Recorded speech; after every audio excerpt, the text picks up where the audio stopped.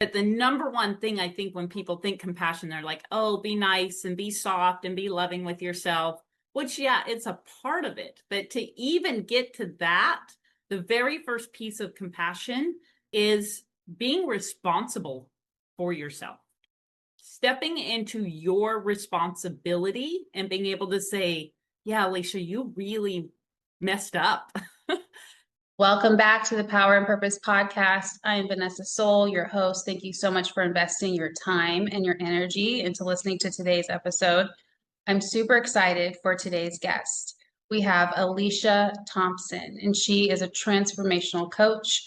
Alicia, thank you so much for being here today.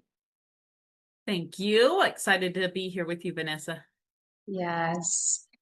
I have a question for you. Who are you and who are you not?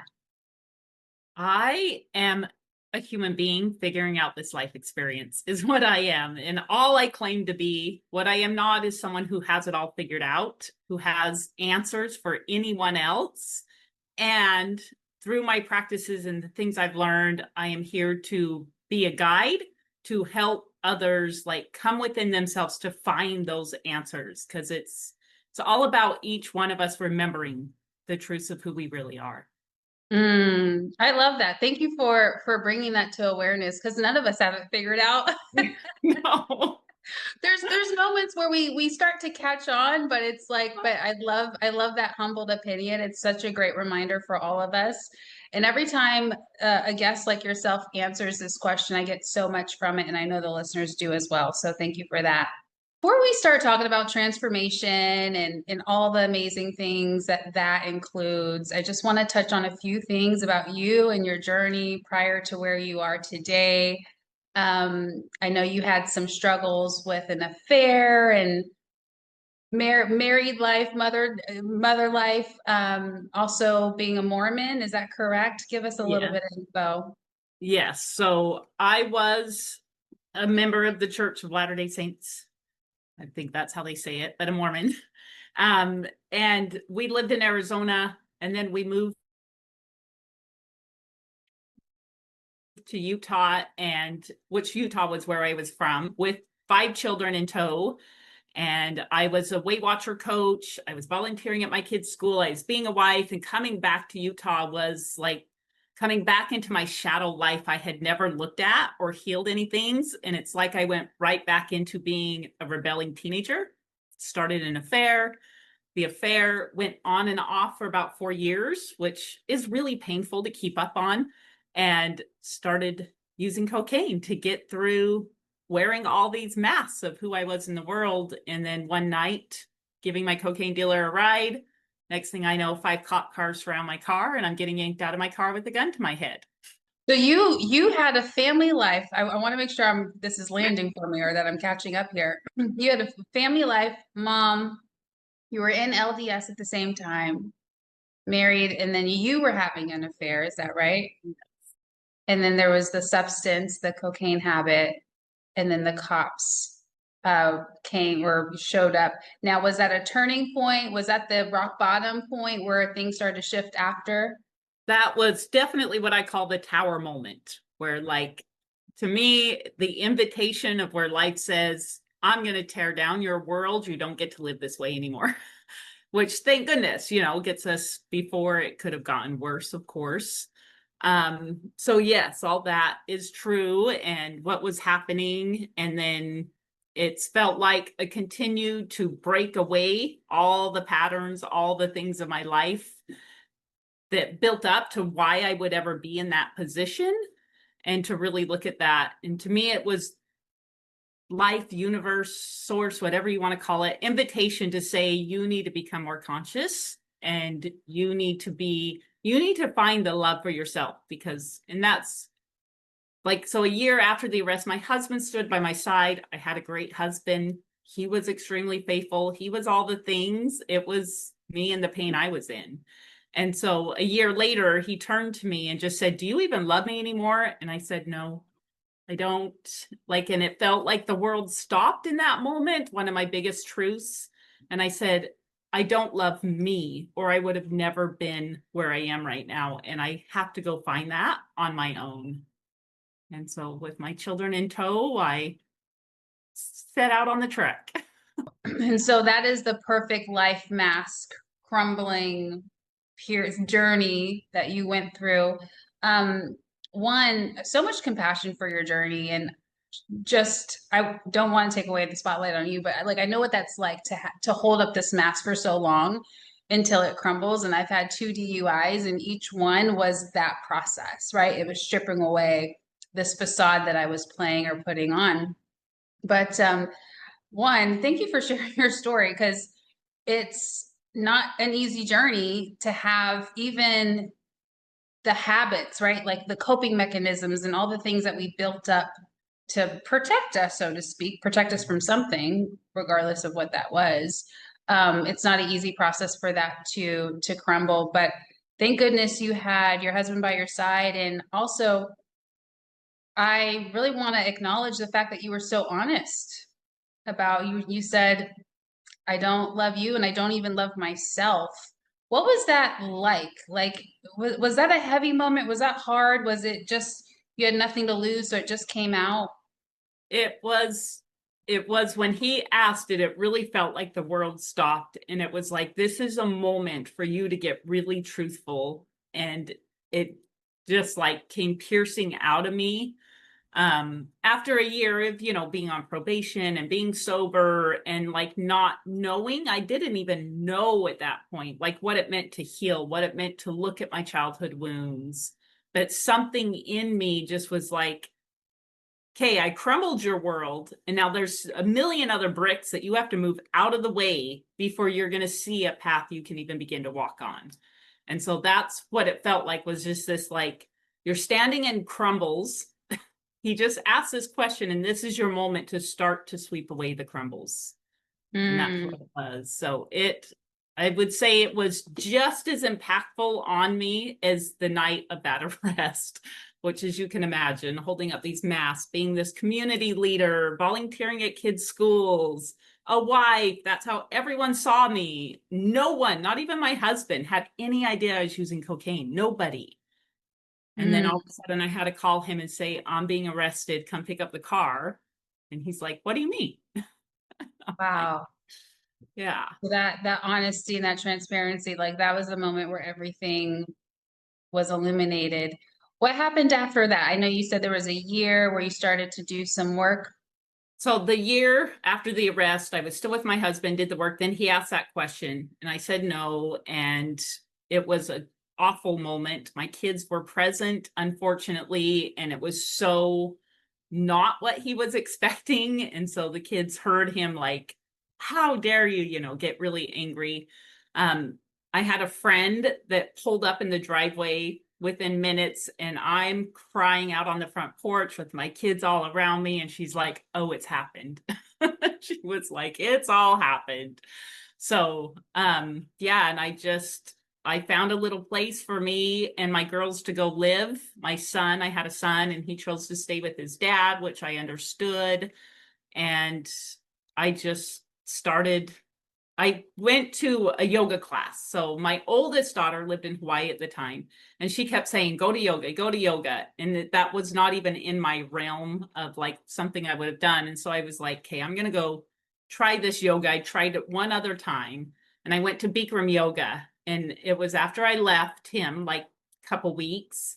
And I went to yoga, and I'm standing there looking at the mirror, and it was like, who is that woman staring back at me? And somehow I have to learn to love her, because that's having an affair, destroying your marriage, recovering from being arrested for cocaine, like some pretty wild things. And most of us, I would love to hear your experience, but I'll just preface this and say most of us, when we had those moments, whether it was my multiple DUI situation or anyone else, we've all had these tower moments in our lives. We're tempted to go into fix it mode, like something's wrong with me. What do I need to fix? What do I need to fix? Did you go into fix it mode, or did you create a different energy for your path? Oh, I absolutely went into fixed mode because it's what the world shows us. Right. So I go into yoga. That helps. I learn how to breathe. I would say yoga taught me how to actually breathe into my entirety of my body. I don't know if I had ever breathed all the way into my belly before then. I lived a life like this, just going through life, like, what's next? What's next? What's next? And yoga taught me, like, slow it down, breathe. And then, of course, I'm like, now I want to teach yoga because this just taught me a whole new way of being. And so I went to yoga teacher training. And then from yoga teacher training, when I went to teach my first class, I just kind of crumbled. As a Weight Watcher coach for 18 years, like, standing up in front of people wasn't the problem, but it was this connection of being so connected with my body and getting others to connect with their body. I didn't know this in the moment, but I just couldn't do it. So I went and hired a personal trainer and was like, hey, teach me more about the body functions. Maybe if I know more, if I have more knowledge, then I'll be able to teach yoga. So I go to her. Of course, everything divinely, like the right person, the right things, the right order. And she was going through a mentorship of the work of Byron Katie, which is a self-inquiry practice. And she was like, hey, I've just started this mentorship. And I came in and I was wearing shorts. And she's like, wow, I've never seen you in shorts. I'm like, yeah, I never wear shorts. My thighs are yucky. She's like, can we question that thought? And so that's where my next big, huge epiphany came from, was questioning the thoughts of my thighs are not worthy to wear shorts. And we went through the questioning, and the more I learned how to start questioning these things that I believe and I say, I then, of course, enrolled into becoming a facilitator of the work of Byron Katie myself and became certified through Clarity Coaching. So now I've got yoga, I've got Clarity Coaching. I go get the Reiki certificates. I'm a Reiki practitioner, and I'm getting all these things, all these fix it, fix it, fix it. And then I'm like, now what do I do with all these things I have? I feel great, but how do I deliver this in the world? And because my story is so, like, whoa, I'd always, people are like, you just need to write a book. You need to write a book about your life. And so that's what I did. This last February, I published a book about my life and put it all out there. And what I've come to find is there's no healing. Like, we don't have to be healing the way that this world, the fix it, the healing, all these things. What we have to find is how we can accept ourselves.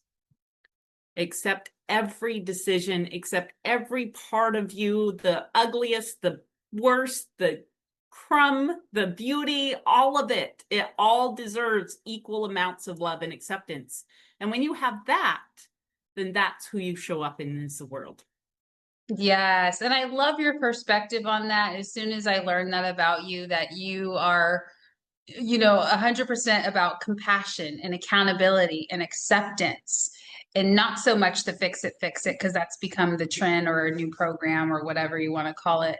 How do we redefine compassion, and give us, what is your, like, how do we even cultivate, let's start there. How do we even cultivate compassion when we're integrating, right? AKA it's known as healing. But when I was doing a lot of healing sessions for my clients, now I do more astrology, but when I was doing more of that, I think compassion was the toughest part. And so how do you think, or maybe how did you do it for yourself, but how do we cultivate compassion in the first place? So the book is called Courageous Compassion because it takes a lot of courage for me to truly embody and become compassion for ourselves. But the number one thing, I think, when people think compassion, they're like, oh, be nice and be soft and be loving with yourself, which, yeah, it's a part of it. But to even get to that, the very first piece of compassion is being responsible for yourself. Stepping into your responsibility and being able to say, yeah, Alicia, you really messed up. And, like, your ex-husband really does not like you, and just, you kind of blew up his world. And 2 years later, after I began this process and saw some things, me having to go back to him because he didn't even know about the affair when I ended the marriage. Like he didn't know of it. I hadn't spoken about it. And so I went to him 2 years later and I'm like, hey, I'm going to write about this. And this is going to become what I'm feeling is my life purpose, is to talk about these experiences.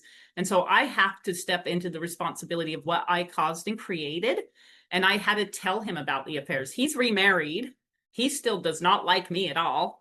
And I had to go face to face with him and tell him about the affair I had, tell him what happened, and just said, say whatever you need to say to me, ask whatever you need to ask. And so that humility to really step in and take responsibility for what I created then allows a space for me to say, now my most loving parent within myself, my most loving best friend within myself can step in and say, okay, you're a human being, you made a mistake, but you owned it. Now, how can we love it? Now, how can we love ourselves through this? But I think that big accountability, responsibility part is a hard thing and a piece people miss, and why the compassion doesn't ever fully click. Then also, I'm going to add in another perspective here that I think people have, or maybe a misunderstanding around compassion, so we can continue to unpack it, is I've heard people say, if I have compassion for myself that I can't do XYZ, or that I haven't done XYZ yet, then that means I'm allowing it. Then that means I'm supporting the thing that I'm not doing, or the thing that I don't want. What is your perspective on that? I would say question, why do you feel like you have to be at that step? Like, if that's where you were meant to be, you would be there. But there's obviously something else still under the layers of saying, hey, we need to work through this before we're ready for that. And so it's us as humans, like, it's got to be done like this. I'm on a timeline. Guess what? Time was made up. Time is not a real thing. So when we think of these deadlines and these times, and I should be here, says who and why? What's your rush to get there? What answers are you going to have when you're there? Like, what if you just say, I'm not there, I'm here in self? What is happening to keep me from there? Like, there's something still here saying, I'm resistant. I can't go there. There's still this inner teenager saying, hey, I need you to freaking listen to me. I need you to take some time to understand what the heck I went through. And until you do and give me that compassion, I can't let you get there. And so subconsciously, there's this thing holding me back from going there because I haven't taken the time to say, what do I need? What do I need today? And that may be something that my little 8-year-old still is waiting to say to me or be seen in. By the way, I love Byron Katie's work, and the questioning is so powerful. It's been a while since I've listened to her stuff, but I'm getting like, you're refreshing it for me, and it's so powerful. So let me continue on this because I want to make sure people are clear when they're listening. So yes, questioning, okay, why am I not there? Why am I not doing XYZ? Because if I wanted to be there, I would be there. But like, where does compassion come in? Because typically people, sometimes I feel like that might turn into criticism. Now they're like judgmental, shaming themselves, and they're still not sure how to cultivate that compassion because they're like, I'm not happy that I'm here. And yes, there's the I should be there, but then they just get stuck in I'm shameful because I'm here. So how can we work around that with some of that questioning or anything else? I would say, again, questioning, where is this shame coming from? Okay. So what is the bottom line of this shame? Is this something I saw my parents do or I interpreted from my parents? Can we take that responsibility that it's not the way my parents showed up, but how I perceived it, and innocently, like I was just trying to survive as an 8-year-old. But can I see that? And that's where the compassion comes in of whatever it is that's, because we are not born as babies with shame. We have developed that. We have created that belief by believing things from other people. I mean, we're totally innocent in creating those beliefs. But now, as a responsible adult, I need to say, as my most responsible adult, how is that shame helping you? Okay, where's that shame rooted from? What are you believing by shaming yourself that you're going to get? And is that working for you? Is it working for you? You're the adult now. You get to decide. So, Powerful. Those questions are so powerful. Maybe we'll get into some more in just a little bit. I don't know if we're gonna have time for it, but it's such a good refresher again to hear that process of questioning, because it will get you somewhere. You will arrive. It might take time. In fact, I don't know, do you want to give us for actually let's pause for a second. Yeah, for anyone who's not familiar with Byron Katie's work, yes, there is a questioning process. Is there any other context that you might want to add for someone who's not familiar and they might feel inspired to go look it up after this episode? yeah, like go look it up. Go to thework.com and she has free worksheets. And the worksheet will just have you notice a thought that's like, I'm not happy about something in life. Like he this morning left the coffee container out and I spilled it because he left it out. So he's such a jerk for leaving that out. Write that on the worksheet. And then she'll prompt you through questions. But it's really just, he left that out and I spilled it because of him. He was so irresponsible. And is that true? Is it true that he was so irresponsible? And I can look in that moment and say, well, yeah, he left that out. He was so irresponsible. Can I absolutely know he was irresponsible? And I'm like, well, he could have gotten a call and his boss said, get in right now. He could have noticed he was already running 5 minutes behind. He could have just been in a hurry. And so there's this invitation with that second question of like a little bit of compassion comes in. Okay. But being in that, when we're in that victim state, we expect things to be a certain way. We've caused havoc in our life. It's somebody else's fault. So that's okay. Like we're human, go there. So now when I believe that he was irresponsible, how do I react? And to really drop down into your body, close your eyes, drop into your body. How do I react? Thinking of my root, thinking of my sacralness, thinking of my solar plexus. I like to run through the chakras and notice like, well, I feel unstable. I feel like I can't trust him.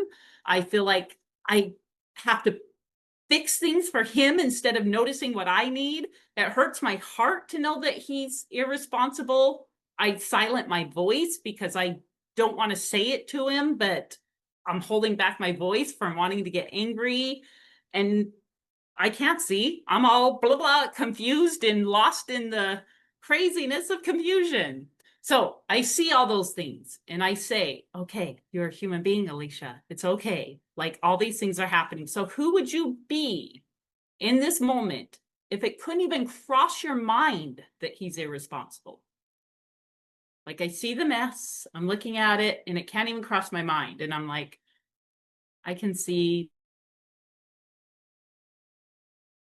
like, oh, something happened. Let's clean it up.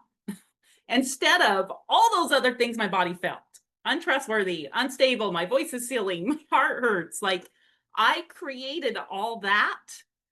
And so who can I be without that belief? So it's just really those 4 simple questions. And then as facilitators, like if you're like, I just can't quite get there, and the worksheet would help more and go further. And then as facilitators, we can go within to find like, when was the first time you ever felt like, because this happened, because I spilled something, but he left it there, it's his fault, and now I've created a disaster in my life. And go back like into your childhood and find where that first feeling of that happened. And it might take you way far back of like, oh, wow, like my brother used to do this. And when he did that, I always felt like everything was my fault and I had to defend myself. And so, wow, I see where all these defense mechanisms have been controlling my life. Mm-hmm. And now, can I be a grown up and understand what these defense mechanisms need? What can I do to now comfort myself? To like say, oof, I can see where we got so defended. Like, let's go shake it out. Let's go lay on the earth. Let's go, all these other tools we have to like get more present within ourself of what's happening right now. Because that other way where I felt unstable. I felt untrustworthy. I felt my voice closing off. My heart hurt, my confusion brain. Like, I don't want to live there. But it happens like this. But the more we can stop to question, is it true? Mm. And I absolutely know it's true. How does it make me feel? Who would I be without this thought? Just learning when I don't feel good, when I feel upset, can I just slow down enough to let those 4 questions go boom, boom, boom, boom? And that's the work of Byron Katie. Thank you for breaking that down. Love Yeah. it. Love it, love it. Yeah. And then so back to compassion and your book, Courageous Compassion. Is there any concepts or anything from the book that you want to mention around courageous compassion? I love the title, by the way. The fact that Thanks. compassion, it sometimes it does feel courageous to really exercise that muscle. Yeah. Well, we live in a world that does not demonstrate compassion to us. And so it really takes some courageousness. First step of owning all of myself and my responsibility. And that's the courageousness. And it was interesting because I just came home this weekend from spending 2 weeks back in Utah with my family. And I live in Hawaii now, but so, and my father had not said to me, because this is our relationship, but he told my mom he hated the book.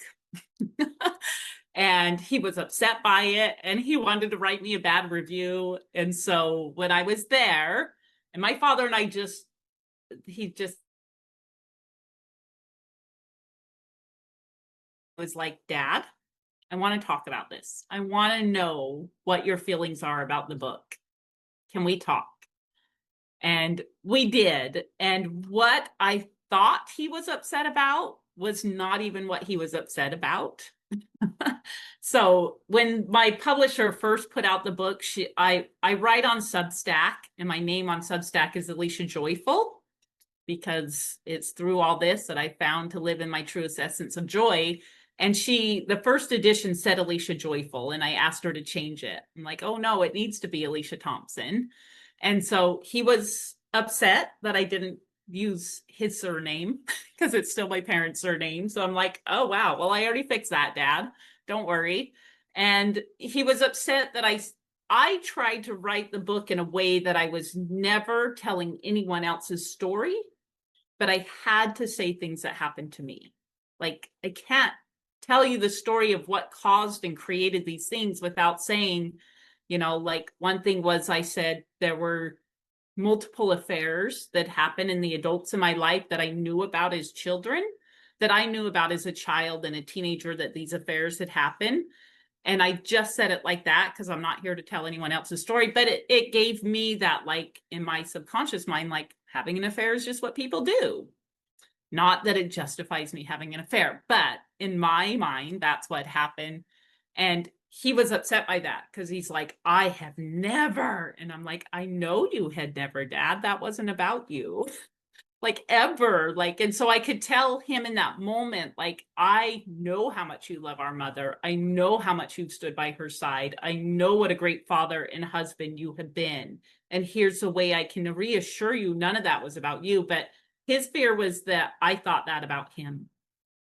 And so, and everybody else in the book, and any way I wrote about anyone else, like, I call my ex-boyfriend the hero. I don't ever use his name. I just refer to him as the hero because that's kind of where he came into my life.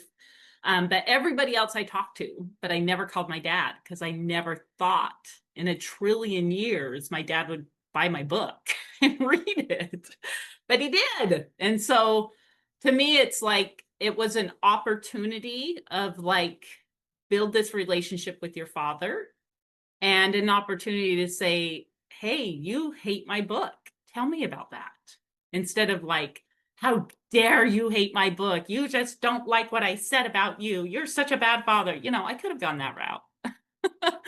But the compassion that I have learned is anything anyone does that hurts you is something deeper hurting inside of them. Yes. And it doesn't excuse anyone, but can you be curious about why they have hurt you? That's all. And sometimes we can be curious and they show us something and we're like, okay, boundary. I'm done. You can't take responsibility for that. Great. I send you love. I will love you from a really long distance. And sometimes like getting curious with my father, which was really hard for me. But I did. And that curiosity like has opened up this like, oh my gosh, now I feel so safe talking to my dad in ways I haven't.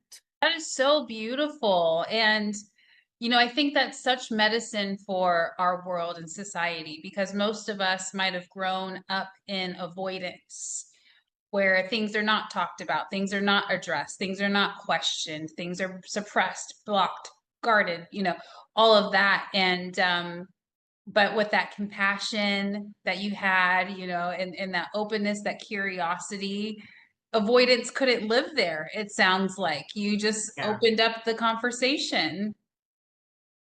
And so that, that living in curiosity to me is a huge thing of compassion is I have to be curious with everything. I have to be curious with myself.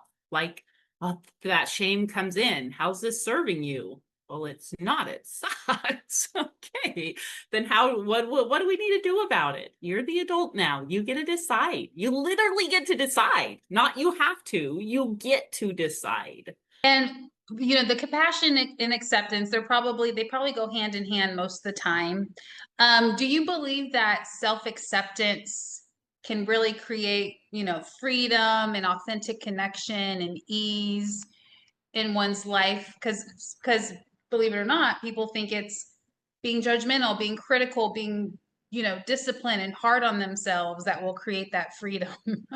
But do you believe that acceptance is the way, or is it a little bit of both, or is it something different? I think it always has to be acceptance. Like if you look at the really successful people in our world and whatever success is to you. So like to me, a Buddhist monk who is living his life in silence or whatever, however they live, like he has accepted that that's his life path and he is perfectly at peace. The billionaire that knows how to just make money like this and live his billionaire life, he's accepted this is my mind, this is what I do, this is how I create. He has accepted that's who he is, and he goes and does that. The more you accept this is my life and who I am, the more I go and do with that acceptance. The more I resist and put those labels and that shame and those things, the more I stay back here and I struggle in those. So where do you want to be? Accepting and out in the world, or back here like, I should, but how many buts are you going to keep yourself from being in the forward movement you need to be? Yeah, great point. My mind works in opposites. So maybe, what do you think this is an interesting question. What do you think is the opposite of acceptance? Is it shame or is it fear? Is it something different? My mind just works every time I hear one term or one energy. I always like to know what the opposite energy is. Yeah. Opposite. So if I don't accept something, then I am denying. It's denial. Yeah. There we go. Yeah. And we could all guess what a life of denial would lead you. I mean, you were living it, right? Before your tower moment. I kind of dropped a few nuggets. I was living in denial in so many ways. That's why the mask and everything had to come crumbling down. So, and we're not here to scare anyone. It's literally this self-awareness, choose your path, do you want to stay in denial or would you like to expand into self-acceptance? What a powerful conversation so far. So now I want to dive into some of your thoughts around conscious leadership in the new paradigm. I'm like, I love to dive into the new paradigm and conscious entrepreneurship or conscious leadership. So what does it mean for you to lead from wholeness? Well, a lot of what we just said is I have to accept who I am, where I am, and what my limitations are, because to me, conscious leadership and all of that is knowing the gifts I bring, and I cannot do it alone. The more we think we can do this alone, the more we think we have to do it one sort of way is what is holding us back. So it is, to me, it is that like knowing my gifts and coming forward with my gifts and being really humble to say, and I need you, and I need your support, and I need this, and here's what I don't have gifts in. There's a lot of things I absolutely do not have gifts in. So, and so I think it's that humbleness, that knowing who I am, which some people would say is pride or all those things, but using that in a good way, balanced with that humbleness. So then we just come to where like everything is a balance. It is a balance. It is a yin and yang. It is an ebb and flow. It is a willing to sit in all of that. It is a knowing and it is a constant unknowing. Like, can you just be in that energy all the time? Powerful.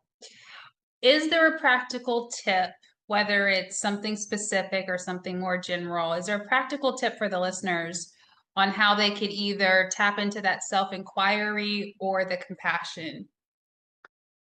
Curiosity, I'll just keep saying that, is Yeah. curiosity. Be curious. Just continue to ask questions until you feel a clarity. So when we have confusion, it's because I'm believing things that are not bringing me peace.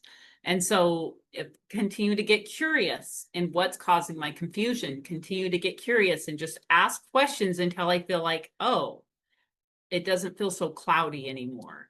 So I think to say the biggest thing is curiosity, and continue to question until you feel like, oh, I'm at the core, like this is who I am.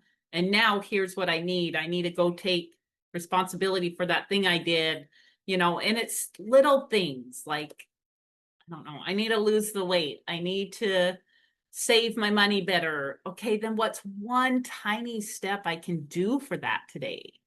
Can I go to the Okay, because apple that's where instead of I'm the at. Where could cookie? I save my money? Yeah, to tell me about that. Yes. So All right, good stuff, good stuff. So we're about to wrap up, and I want you guys to really connect with Alicia if this episode of this conversation resonates with you. We have her Substack link in the comments or in the description box, whatever that thing is called, her Instagram and her Facebook.